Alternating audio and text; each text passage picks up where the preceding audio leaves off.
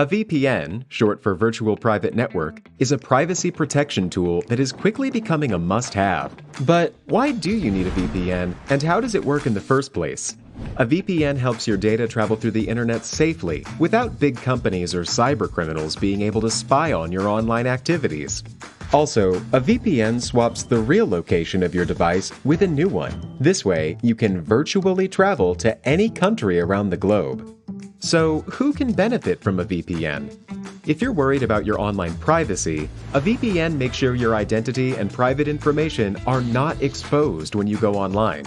If digital security is your top priority, a VPN gives a nice additional layer of security. It encrypts your data so nobody could see what you send and receive. If you are a human rights activist whose freedom of speech is restricted, a VPN helps you to bypass censorship and speak to the world. Or, if you're on holiday in another country, with a VPN, you can bring your home entertainment anywhere you go.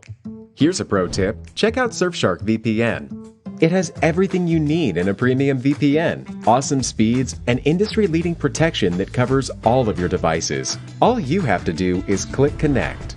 Secure your digital life and enjoy everything good that the internet has to offer with a VPN you can trust.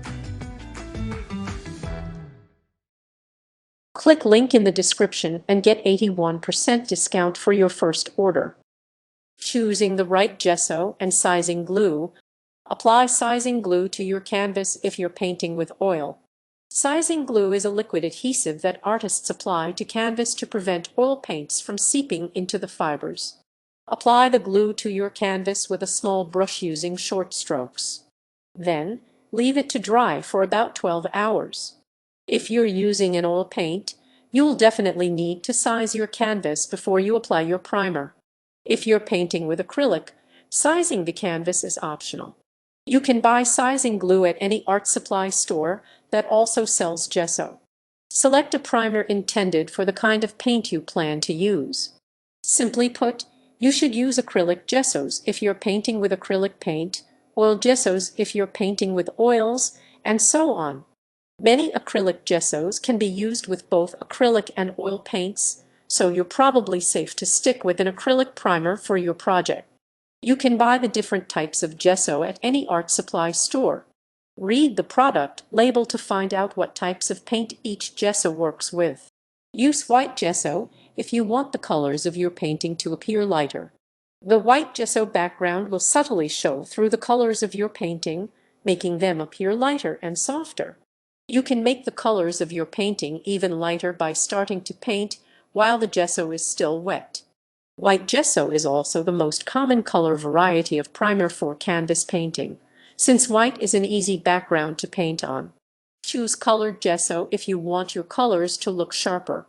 This is especially useful if you're painting a portrait or a still life image.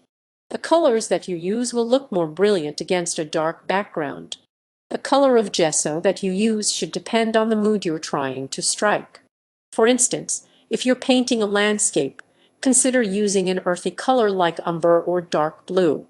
Note that colored gessos tend to be more expensive and are sometimes harder to find than traditional white gessos.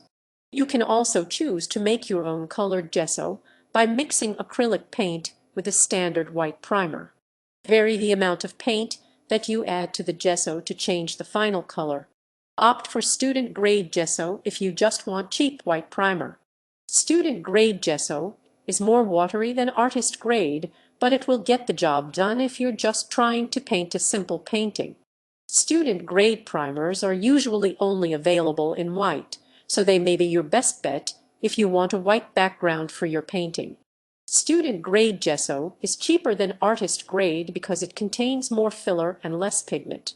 Choose artist grade gesso if you want a higher quality primer. Artist grade gesso will give your painting a toothier finish, meaning that it will look more textured and a bit rough. Most colored gessos are also artist grade, so if you want to use a colored gesso, you'll probably have to go with artist grade unless you want to mix it yourself. Applying the primer. Stir your primer and add a touch of water to it to dilute it. There's no set amount of water that you'll need to add. Instead, scoop the primer into the bucket or cup that you'll be using to hold it.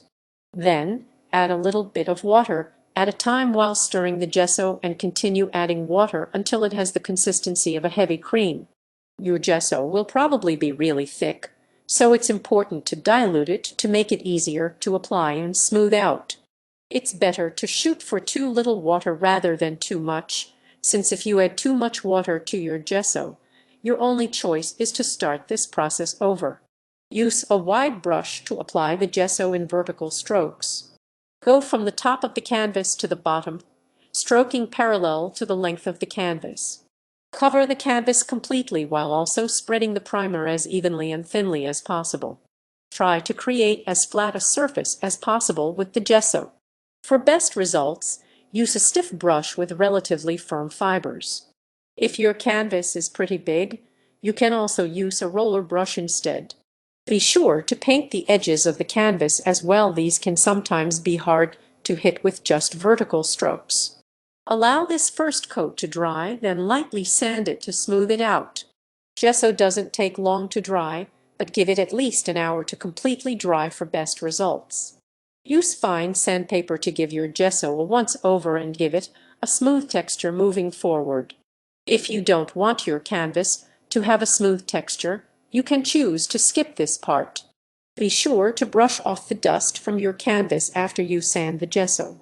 While the gesso is drying, take this time to clean off your brush, your brush, your brush, your brush, your brush, your brush, your brush, your brush, your brush, your brush, your brush, your brush, your brush, your brush, your brush, your brush, your brush, your brush, your brush, your brush.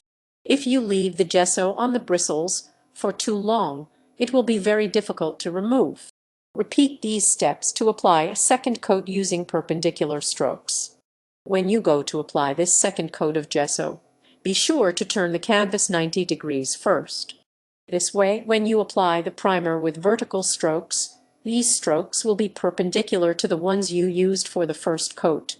Using perpendicular strokes will make the finish of your texture much more even. You can apply as many coats of primer as you like, but most people choose to apply two for a smoother texture. Just one coat of gesso will give your canvas a relatively rougher finish. Sand the gesso after it's dried for a smoother surface.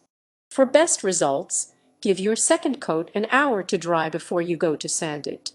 Use very light pressure and short back and forth motions to avoid scraping off too much of the gesso.